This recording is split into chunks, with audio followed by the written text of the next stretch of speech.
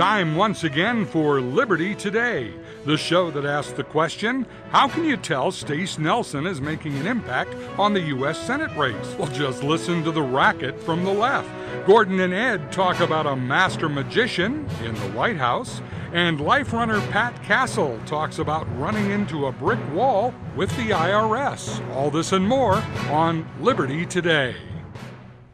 Well, the true test of conservative credentials is how much racket the liberal loons make when you show up for a meeting. And Senator-to-be Stace Nelson, you create a lot of racket in the liberal and the moderate wing of the Republican Party because your conservative, uncompromising principles drive them crackers. Yeah, I've seen that happen in the state legislature. Folks, I'd ask you to remember, and I've used this line before, but when you see the water breaking on the cliffs on the ocean, I ask you, what's making the noise? Is it the rock standing there on principle, or is it the waves breaking around it? Well, in this case, it's a lot of liberal activity splashing in the wading pool, isn't it? Well, yeah, that's correct. Stace Nelson has served honorably in the state legislature, and you haven't been afraid to take on the Republican machine. And frankly, the Republican machine has left the Republican Party platform. Well, that's one of the problems that we've seen not only here in South Dakota but nationally. Realize our problems with our massive national federal debt and the exploding federal government, you can't blame that on the Democrats. We have to blame that on equally those Republicans that went to D.C.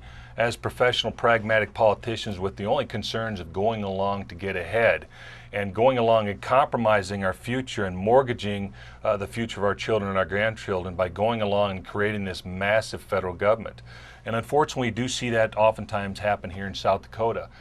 Where the Republican Party is supposed to be the party of limited government and reducing the size of government and keeping taxes low. And therein lies the problem. When these things have been tried to be pushed here in South Dakota, I've opposed them, as I promised folks when I first ran, and I will continue to oppose that type of pressure to expand the state government and expand the federal government.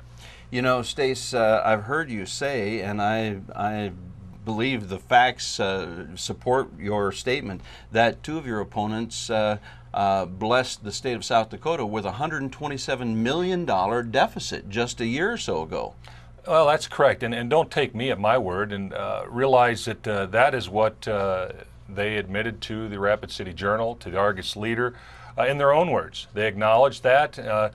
Governor Dugard's 2011 State of the State address in early January 2011 identified that this physical crisis had occurred and been built over several of the past years, meaning 2010, 2009, and maybe even 2008.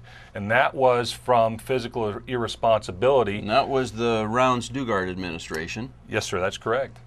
So, that happened in our state here in South Dakota. And 2011, I can tell you, when we had to enact 10% cuts here in South Dakota that hurt a lot of people, I think it's insulting to them to now try and claim, recreate history and claim that there was no $127 million deficit. I can assure you, being in the legislature and having to talk to South Dakotans and to deal with those 10% cuts, there was. That's a matter of record. Well, so it's accurate to say that former Governor Rounds, now a senator wannabe, did in fact leave the state. When he left office, he left a $127 million check that wasn't any good. Well, that's correct. And the state legislature, some of the legislators supported him in that effort. And I think one of your other opponents is one of those. That's correct. All those budgets that created that deficit over the years before 2011, there's two Republican candidates that worked hand in hand, as the Rounds administration pointed out. They were simpatico in raising taxes, increasing spending, increasing the size of state government. From the time the former governor took office to the time he left, he increased spending, budgeted spending here in the state of South Dakota, 54%. And from the numbers I've seen, he increased the amount of full-time state employees by over 1,500. Now, realize we can't afford someone to do that on top of the massive federal government.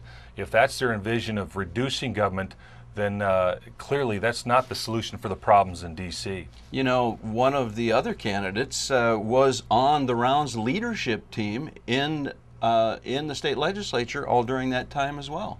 That's correct. I mean, this problem that we had as far as the increase in the state government rests on several people's shoulders, not the least of which is that gentleman.